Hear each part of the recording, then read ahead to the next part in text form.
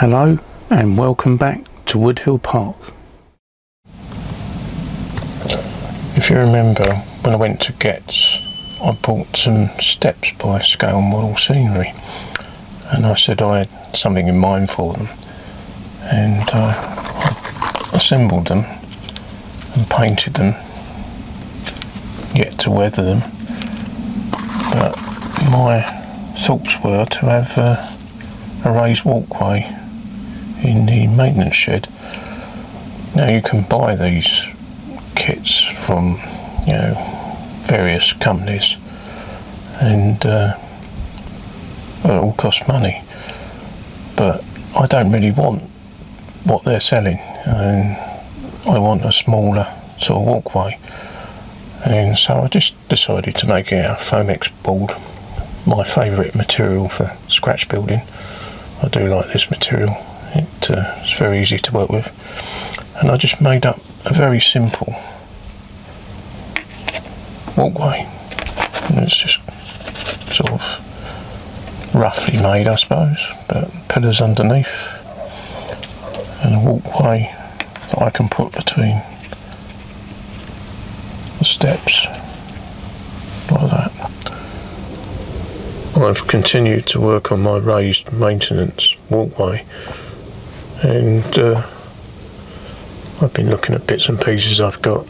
I'm thinking of buying other bits and pieces maybe I might need in the maintenance shed on here, or just for detailing, but what I've got so far is a couple of chaps sort of working on the general maintenance of the loco that will be standing alongside excuse me, and maybe they've got a bit of ducting out there that they've been pulling out the loco or fitting a new one in, or what they're doing, and there's pipes and maybe lubrication, oils, and to sort of tell a story, really not much of a story. This chap's coming up the ladder and the guy's just telling him he's just swept up and don't mess up the floor.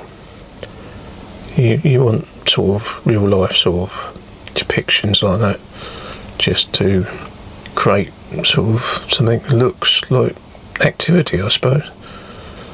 I put some sort of warning lining down the sides because I thought there must have been something even in the 1980s that would sort of identify the edge of the walkway so it didn't fall off. And I covered this, it's because it's only paper, I covered this with some satin varnish, just brushed it on because it'll probably lift the otherwise and come unstuck. So I've done that both sides, and I've weathered it, as you can see. So if I go in, there's weathering just to make it look grotty, because there would have been loads of diesel fumes and sort of grottiness coming off the locos they were servicing, old rust and stuff as they were cleaning. Well, I've got the walkway in place. I did have a few issues with it. Clearances, I think I underestimated how wide it was. It was a little bit too wide, so I ended up having to chamfer the sides off a little bit.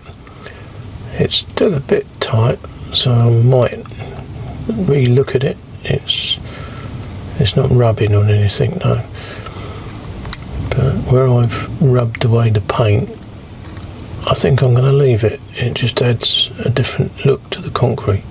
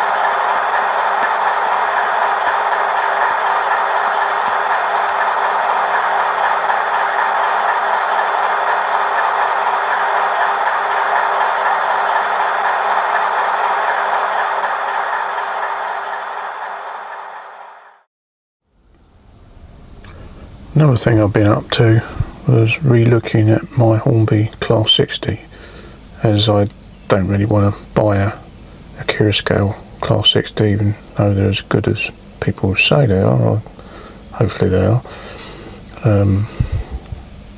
But yeah, the Hornby's got a load of detail like the Curascale, but they never painted it to highlight it beyond the grille, so I thought I'd paint it just to give it a bit more detail, even though it is not as well detailed as the new Curascale. And also I'm going to fit a speaker in here because there's a massive space, and it's going to be a Curathrash speaker, so there is a bit of a Curascale in this, I suppose. It's the Hornby HM 7000, so the sound should be fairly good, but we'll see. I just thought it was worth improving this. It was crying out for a bit of a paint job in the engine area, so you can see it through the grille. Hopefully you can. I'm just going to put this back together now and see what it sounds like. I put the Hornby Class 60 back on the layout, and sure enough, now the details painted through the grille, you can see it just like the Curascale version. So it may not be quite as good, but at least you can now see the detail. Why Hornby never painted this, I don't know, as it enhances the model. I tried to paint it a similar colour to the Curascale version. Anyway, I'm going to do a cold start with the new speaker, see what that sounds like.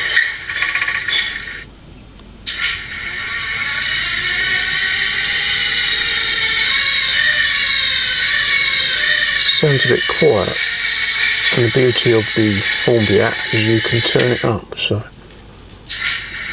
I'm going to turn the volume up.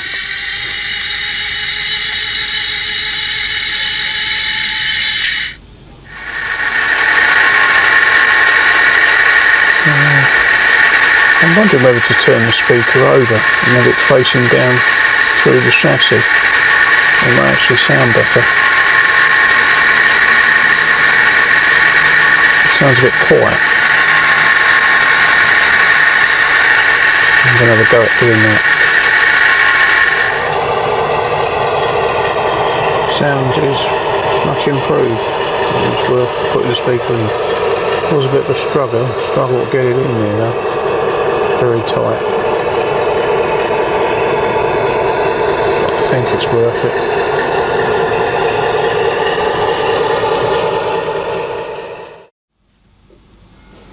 Now I bought this prefab hut at Getz, and I neglected to show you actually. I forgot all about it, but I just thought this might be quite good near my sort of maintenance depot that I've got near the motor rail terminal.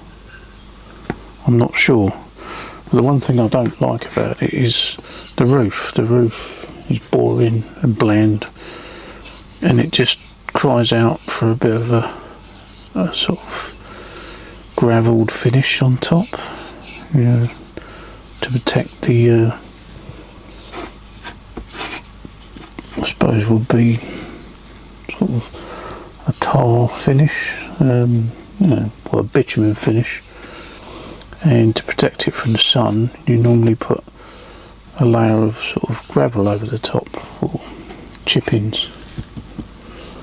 I thought I'd do that actually,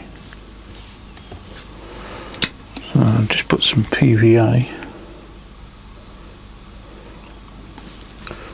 between it.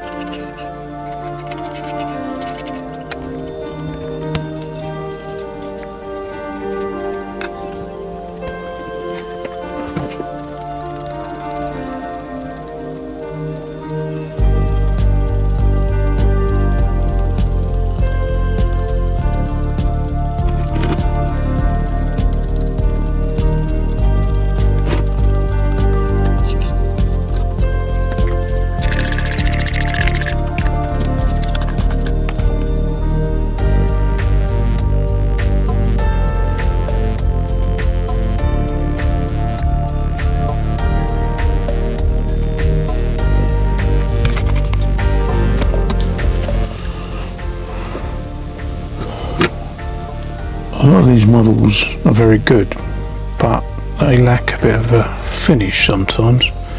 So just adding a bit more detail and thought to it yourself can improve them and sort of personalise them a little bit more, as they do all look a bit generic and everybody has them. So you can change the colours and looks of them yourself. It doesn't mean because you buy them that they have to stay the same. So I'll just put that aside and let that go off now, which might take a while as it's now autumn and it's not very warm up here. So I should just put that aside for a few days, I think, and let it dry.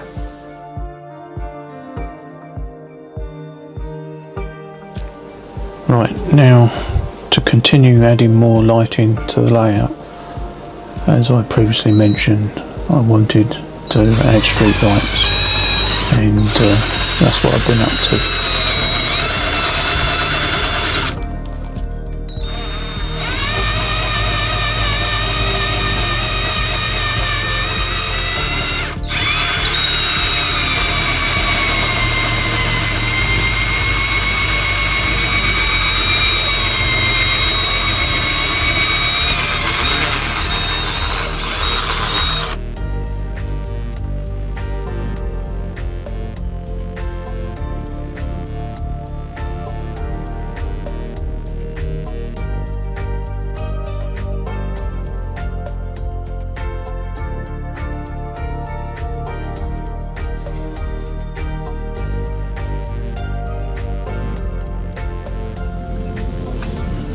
Now these are the street lights I've been using.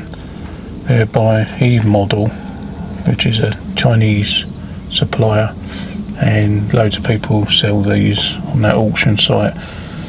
And you just have to remember to put a 1K resistor, preferably on the positive end of the LED, just to protect it, as they're only 3 volt. And there's the floodlight version there,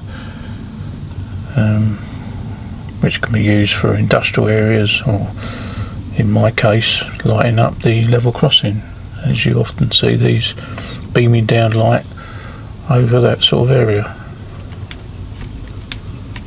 And you can get them pretty cheap really, under a tenner normally, for about 5. At least 5, sometimes more.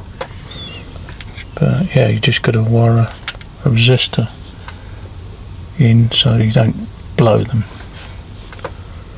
But yeah, I may sort of weather them a little bit. You can paint them, do whatever you want, but they're ideal for the layout really. I could go for more expensive ones that look a little bit more prototypical, but it just adds a lot of cost, and it's something once you put in place you don't tend to stare at very often. It's just the light that it provides is what sort of creates the sort of interest really.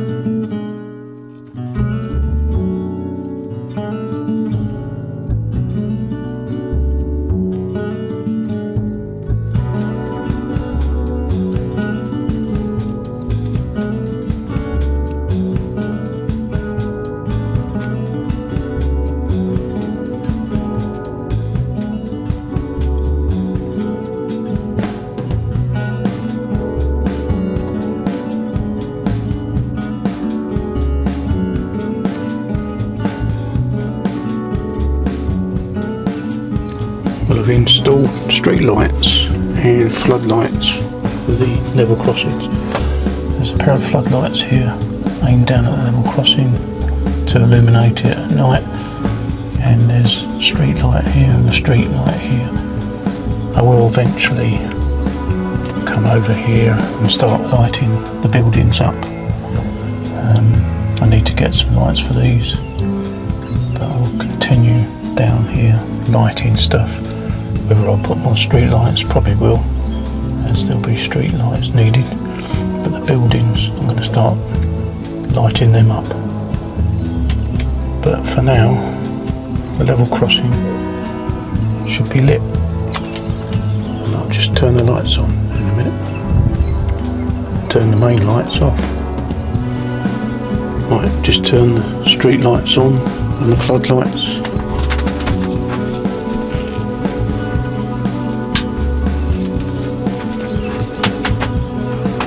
And that's it. Street lights on, and it's all lit up quite nicely.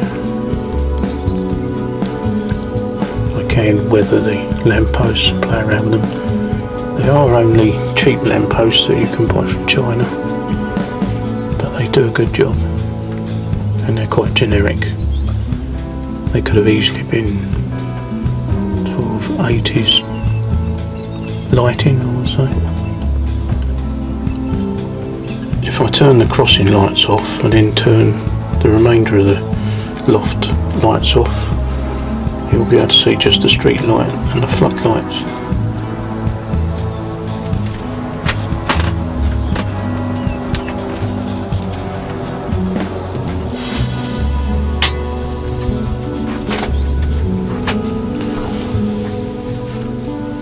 And I think there's plenty of light on the crossing that should be well lit to stop anybody having an accident with a train.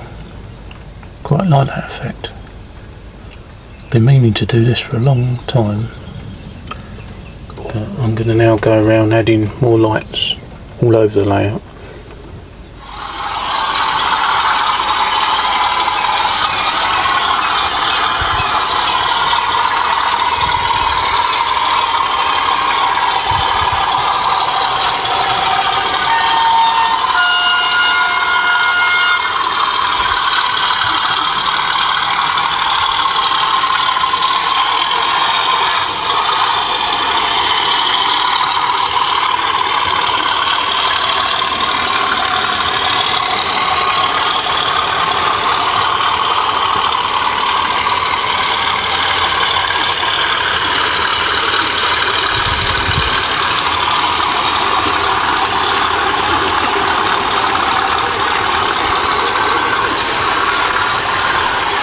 And I think you'll agree with me, that's quite a good night scene, and I personally really like that. I can't wait to light up more.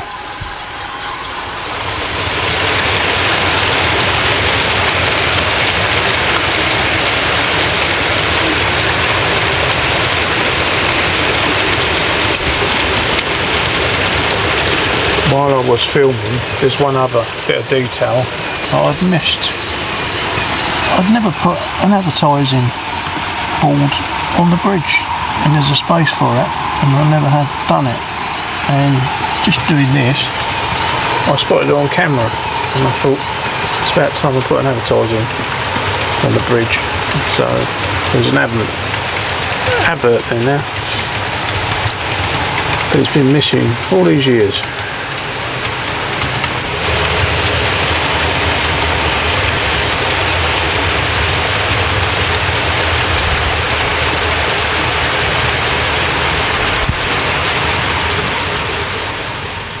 Another thing I've been doing is adding a few of these little shrubs and flowers in by Tashima 1.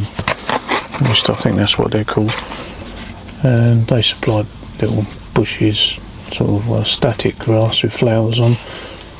And I'm just trying to add a little bit more colour, especially to sort of sidings and stuff where you get sort of rough grass and sort of weeds growing, but that tend to have a bit of colour.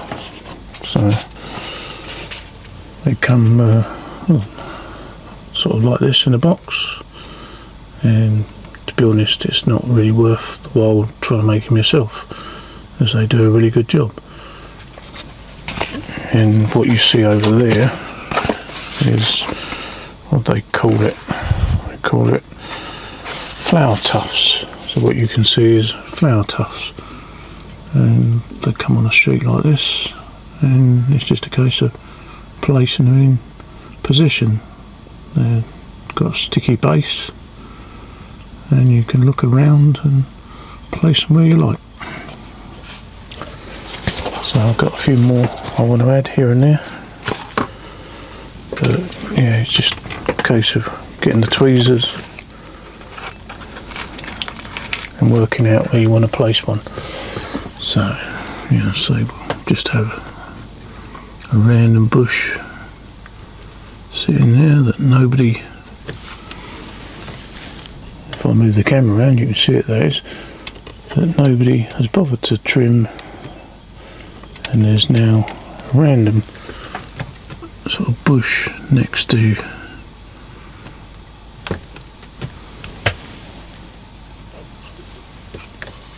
the cable junction box, and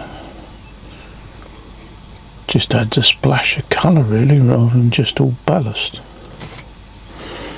And so we put another weed over to one side, so there. So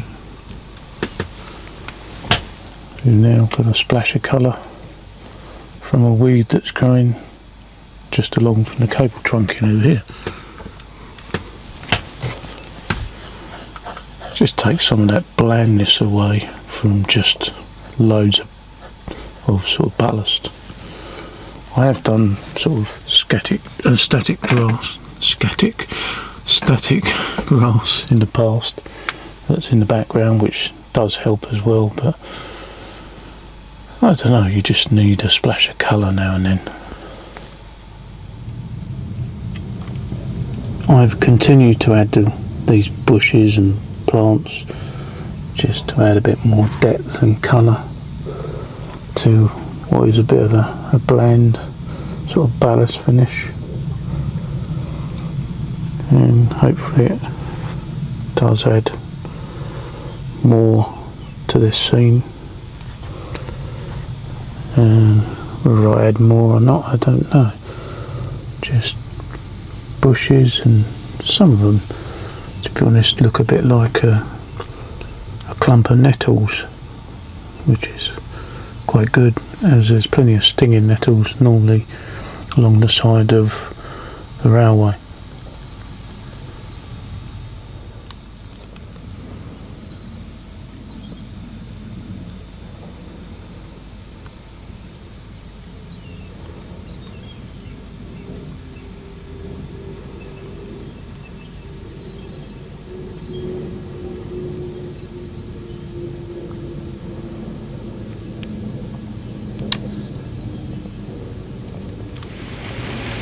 Another long-winded task I've been doing is stripping back my old Hornby TTA 100-ton tankers that I made a rather shoddy job of weathering, painting.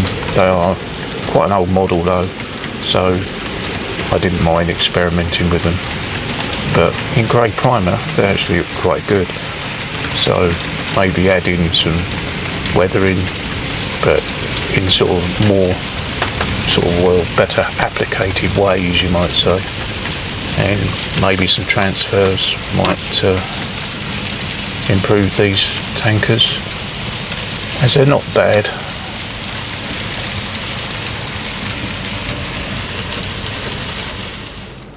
What didn't help with the weathering I did previously, that I bought some Humbrol matte black, at least that's what I thought it was, because it was labelled as matte black, but it came out as gloss black, which messed up what I was doing. I wanted to have a matte black streak down the tank, maybe, and then a little bit of a wet look at some points, but this just put a shiny black ring round it. Well, looked horrible.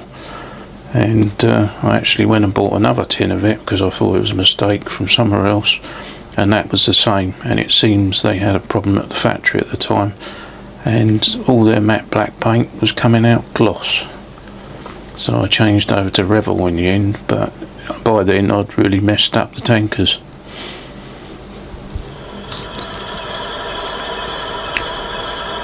Thanks again for watching. I'll be back when I come up with another idea for a project. So until then, bye for now.